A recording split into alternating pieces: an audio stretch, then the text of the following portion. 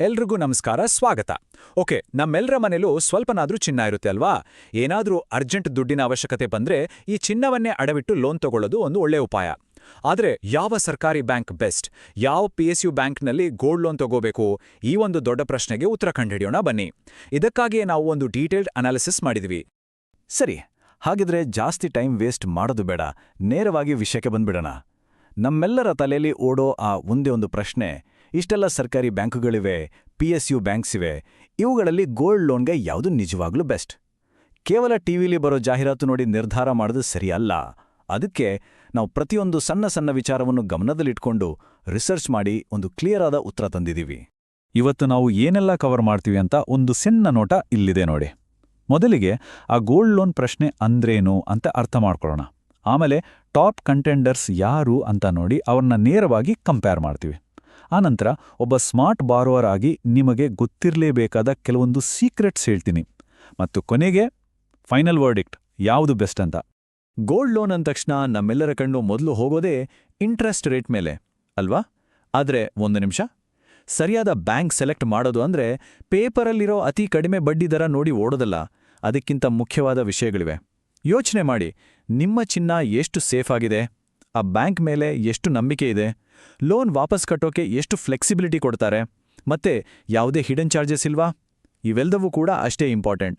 ಹಾಗಿದ್ರೆ ಈ gold loan ರೇಸ್ನಲ್ಲಿ ಮುಂದೆ ಇರೋರು ಯಾರು? ನಾವು ರಿಸರ್ಚ್ ಮಾಡಿದಾಗ 3 PSU ಬ್ಯಾಂಕ್ಗಳು ಪದೇ ಪದೇ ಟಾಪ್ನಲ್ಲಿ ಕಾಣಿಸ್ಕೊಂಡ್ವು. ಬನ್ನಿ, ಆ ಟಾಪ್ 3 ಕಂಟೆಂಡರ್ಸ್ ಯಾರು, ಅವರ ಸ್ಟ್ರೆಂತ್ ಏನು ಅಂತ ಒಂದೊಂದಾಗಿ ನೋಡೋಣ. ಮೊದಲನೇ ಸ್ಪರ್ಧಿ ಬೇರೆ ಯಾರೂ ಅಲ್ಲ, ನಮ್ಮೆಲ್ಲರ ನಂಬಿಕೆಯ ಸ್ಟೇಟ್ ಬ್ಯಾಂಕ್ ಆಫ್ ಇಂಡಿಯಾ ಅಂದ್ರೆ SBI. ಯಾಕೆ ಇದು ಬೆಸ್ಟ್ ಅಂತೀವಿ ಅಂದ್ರೆ, ಒಂದು, ಇವರ ಮೇಲಿರೋ ನಂಬಿಕೆ, ಅದೆಷ್ಟೋ ವರ್ಷಗಳಿಂದ ಇದೆ. ಇನ್ನೊಂದು, ಇವರ ಬ್ರಾಂಚ್ ನೆಟ್ವರ್ಕ್. ದೇಶದ ಯಾವ ಮೂಲೆಗೆ ಹೋದ್ರೂ ಒಂದು SBI ಬ್ರಾಂಚ್ ಇದ್ದೇ ಇರುತ್ತೆ. ಸೊ ಓವರಾಲ್ ಸೇಫ್ಟಿ ಮತ್ತೆ ಟ್ರಸ್ಟ್ ವಿಚಾರದಲ್ಲಿ SBIನೇ ಕಿಂಗ್. ನಮ್ಮ ಲಿಸ್ಟ್ನಲ್ಲಿ ಎರಡನೇದಾಗಿ ಬರೋದು ಕೆನರಾ ಬ್ಯಾಂಕ್. ಇವರ ಸ್ಪೆಷಾಲಿಟಿ ಏನು ಗೊತ್ತಾ? Interest rate. ಹೌದು, ಬಡ್ಡಿದರದ ವಿಚಾರಕ್ಕೆ ಬಂದ್ರೆ ಕೆನರಾ ಬ್ಯಾಂಕ್ ತುಂಬಾ ಅಗ್ರೆಸಿವ್ ಆಗಿರುತ್ತೆ. ಮಾರ್ಕೆಟ್ನಲ್ಲೇ ಅತ್ಯಂತ ಕಡಿಮೆ ಬಡ್ಡಿದರವನ್ನ ಆಫರ್ ಮಾಡಿ ಕಸ್ಟಮರ್ಸ್ನ ಅಟ್ರಾಕ್ಟ್ ಮಾಡೋದ್ರಲ್ಲಿ ಇವರು ಎಕ್ಸ್ಪರ್ಟ್ಸ್. ಮೂರನೇ ಮತ್ತು ಕೊನೆಯ ಕಂಟೆಂಡರ್ ಬ್ಯಾಂಕ್ ಆಫ್ ಬರೋಡಾ. ಇವರನ್ನ ನಾವು ಬ್ಯಾಲೆನ್ಸ್ಡ್ ಆಪ್ಷನ್ ಅಂತ ಕರಿಬೋದು. ಅಂದ್ರೆ ಒಂದು ರೀತಿ ಆಲ್ರೌಂಡರ್ ಇದ್ದಾಗೆ. ಕಾಂಪಿಟೇಟಿವ್ ಇಂಟ್ರೆಸ್ಟ್ ರೇಟ್ ಇದೆ, ಸರ್ವಿಸ್ ಕೂಡ ಫಾಸ್ಟ್ ಆಗಿದೆ, ಅದರಲ್ಲೂ ಸಿಟಿಗಳಲ್ಲಿ. ಸೊ ಎಲ್ಲ ಕಡೆಯಿಂದ ಒಂದು ಒಳ್ಳೆ ಪ್ಯಾಕೇಜ್ ಇದು. ಓಕೆ, ಈಗ ಬಂತು ನೋಡಿ ಅಸಲಿ ಮಜಾ, ನಮ್ಮ ವಿಶ್ಲೇಷಣೆಯ ಹಾರ್ಟ್ ಅಂತಾನೆ ಹೇಳ್ಬೋದು. ಈ 3 ಬ್ಯಾಂಕ್ಗಳನ್ನ ಹೆಡ್ ಟು ಹೆಡ್ ಕಂಪೇರ್ ಮಾಡೋಣ. ಒಂದೊಂದು ಪ್ಯಾರಾಮೀಟರ್ ತಗೊಂಡು ಯಾರು ಎಲ್ಲಿ ಸ್ಟ್ರಾಂಗ್ ಇದ್ದಾರೆ, ಯಾರು ಎಲ್ಲಿ ವೀಕ್ ಇದ್ದಾರೆ ಅಂತ ಕ್ಲಿಯರ್ ಆಗಿ ನೋಡೋಣ. ನೋಡಿ ಇಲ್ಲಿ, ಟ್ರಸ್ಟ್ ಮತ್ತೆ ಬ್ರ್ಯಾಂಡ್ ರೇಟಿಂಗ್. ಈ ವಿಚಾರದಲ್ಲಿ SBIಗೆ ಫುಲ್ 5 ಸ್ಟಾರ್ಸ್, ಕ್ಲಿಯರ್ ವಿನ್ನರ್. ಬೇರೆ 2 ಬ್ಯಾಂಕ್ಗಳಿಗೆ 4 ಸ್ಟಾರ್ಸ್ ಇದೆ. ನಮ್ಮ ಕಷ್ಟಕ್ಕೆ ಅಂತ ಇಟ್ಟಿರೋ ಚಿನ್ನವನ್ನ ಒಂದು ಕಡೆ ಇಡ್ತೀವಿ ಅಂದ್ರೆ ಆ ನಂಬಿಕೆ ಅನ್ನೋದು ಎಲ್ಲದಕ್ಕಿಂತ ಮುಖ್ಯ ಅಲ್ವಾ? ಅದಕ್ಕೆ SBI ಇಲ್ಲಿ ಮುಂದೆ ಇದೆ. ಆದ್ರೆ ಕಥೆ ಇಲ್ಲಿ ಟ್ವಿಸ್ಟ್ ಆಗುತ್ತೆ ನೋಡಿ. ಇಂಟ್ರೆಸ್ಟ್ ರೇಟ್ ವಿಚಾರಕ್ಕೆ ಬಂದ್ರೆ ಸೀನ್ ಪೂರ್ತಿ ಉಲ್ಟಾ. ಇಲ್ಲಿ ಕೆನರಾ ಬ್ಯಾಂಕ್ 5 ಸ್ಟಾರ್ ರೇಟಿಂಗ್ ತಗೊಂಡು ಟಾಪಲ್ಲಿದೆ. ಅಂದ್ರೆ ಸಿಂಪಲ್, ಯಾರಿಗೆ ತಿಂಗಳ EMI ಕಡಿಮೆ ಆಗಬೇಕು, ದುಡ್ಡು ಉಳಿಸ್ಬೇಕು ಅಂತಿರುತ್ತೋ ಅವರಿಗೆ ಕೆನರಾ ಬ್ಯಾಂಕ್ ಬೆಸ್ಟ್ ಅಂತ ಅನ್ಸುತ್ತೆ.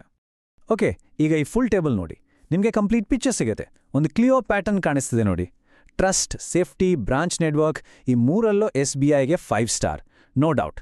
ಆದ್ರೆ ಇಂಟ್ರೆಸ್ಟ್ ರೇಟ್ ಅಂತ ಬಂದಾಗ ಕೆನರಾ ಬ್ಯಾಂಕ್ ವಿನರ್. ಇನ್ನು ಲೋನ್ ಪ್ರಾಸೆಸ್ ಬೇಗ ಆಗಬೇಕು ಅನ್ನೋವರಿಗೆ ಬ್ಯಾಂಕ್ ಆಫ್ ಬರೋಡಾ ಒಂದು ಸ್ಟೆಪ್ ಮುಂದೆ ಇದೆ, ಅದಕ್ಕೆ 4 ಸ್ಟಾರ್ಸ್ ಇದೆ. ಸರಿ, ಇಲ್ಲಿಯವರೆಗೂ ಬ್ಯಾಂಕ್ಗಳ ಬಗ್ಗೆ ನೋಡಿದ್ವಿ. ಈಗ ಒಬ್ಬ ಸ್ಮಾರ್ಟ್ ಸಾಲಗಾರನಾಗಿ ನಾವು ಏನ್ ಮಾಡಬೇಕು ಅಂತ ನೋಡೋಣ. ಅಂದರೆ ಮಾರ್ಕೆಟಿಂಗ್ ಬಿಟ್ಟು ನಿಜವಾಗ್ಲೂ ಗಮನಿಸಬೇಕಾದ ವಿಷಯಗಳೇನು?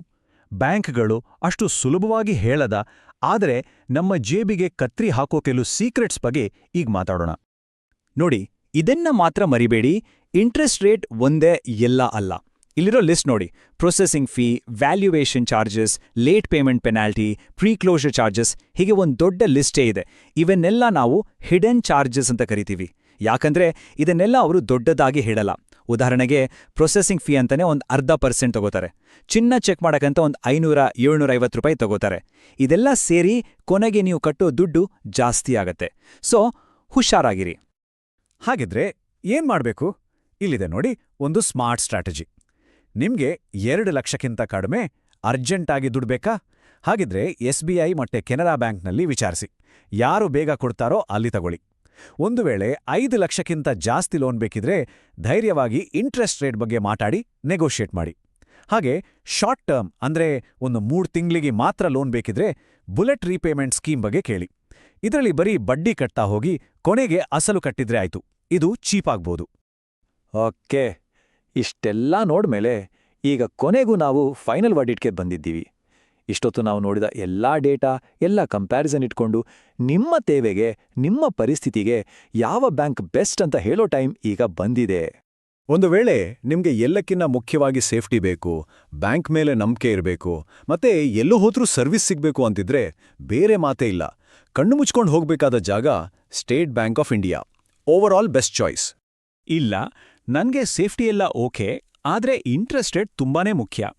ಪ್ರತಿ ತಿಂಗಳು EMI ಕಡಿಮೆ ಆಗ್ಬೇಕು ಅನ್ನೋ ಹಾಗಿದ್ರೆ ನಿಮ್ಗಾಗಿ ಇರೋ best option Canara bank. Lowest interest ರೇಟ್ಗೆ ಇವರೇ ಚಾಂಪಿಯನ್.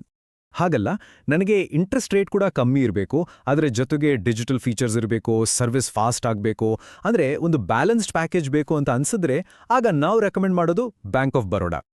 ಸೊ ಕೊನೆದಾಗಿ ಒಂದೇ ಮಾತು, ಇದನ್ನ ಚೆನ್ನಾಗಿ ನೆನ್ಪಿಟ್ಕೊಳ್ಳಿ. ಬಡ್ಡಿ ದರ ಕಮ್ಮಿ ಇದೆ ಅನ್ನೋ ಒಂದೇ ಕಾರಣಕ್ಕೆ ಒಂದು ಬ್ಯಾಂಕ್ ಬೆಸ್ಟ್ ಆಗ್ಬಿಡಲ್ಲ. ನಿಜವಾದ ಬೆಸ್ಟ್ ಡೀಲ್ ಅಂದ್ರೆ ಏನು ಗೊತ್ತಾ? ನಿಮ್ಮ ಚಿನ್ನ ಸೇಫ್ ಆಗಿರ್ಬೇಕು, ಅದಕ್ಕೆ ಸರಿಯಾದ ಬೆಲೆ ಕಟ್ಟಬೇಕು, ಮತ್ತೆ ಯಾವುದೇ ಕಾರಣಕ್ಕೂ ಹಿಡನ್ ಚಾರ್ಜಸ್ ಇರಬಾರ್ದು. ಇವೆಲ್ಲ ಸೇರ್ಕೊಂಡಾಗ ಮಾತ್ರ ಅದು ನಿಮ್ಗೆ ಸಿಕ್ಕಿರೋ ಅತ್ಯುತ್ತಮ ಡೀಲ್. ಹಾಗಿದ್ರೆ ನಿಮ್ಮ ಆದ್ಯತೆ ಯಾವುದು ಅಂತ ನೀವೇ ಯೋಚನೆ ಮಾಡಿ.